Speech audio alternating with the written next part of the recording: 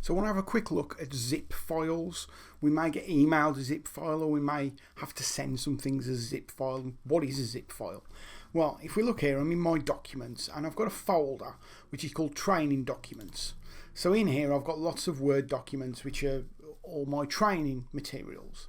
So if I wanted to email these to someone else, I could open my email and then I would have to attach 15 documents, which is a bit of a faff. And as you can imagine, if that was 50 or 100 documents, it would be impossible because there's only so many files you can send at one time in each email.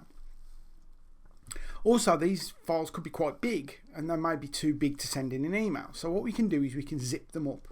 So to zip up a file, all you'd have to do is right click on the file and go to send to, and it says compressed zipped folder. And when I click on that, you'll see it gives it the same file name as the file, and that's it, it's done.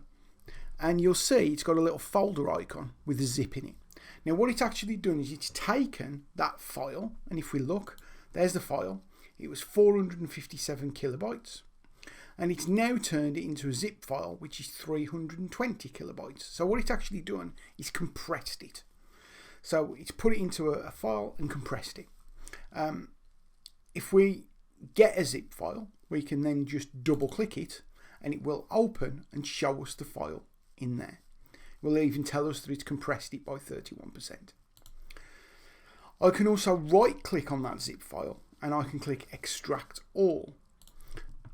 It will then say, do you want me to extract it into a folder called that name, so it keeps everything separate? And you can tick the box to show the extracted files when complete. Click extract and they're there just like they normally are any other file on your computer. Now, zipping one file, I'll just delete that. Zipping one file doesn't really help us.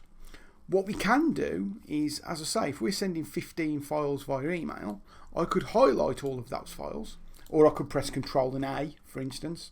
I can right click and send to compressed zipped folder. You'll see it's picked one of the names of the files, but I could give this a more sensible name now. I could call it training documents.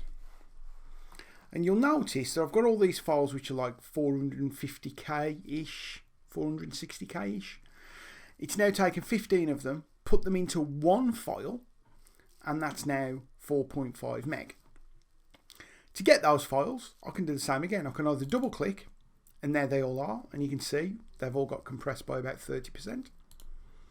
Or I can right click and extract all, and it'll extract them into a folder.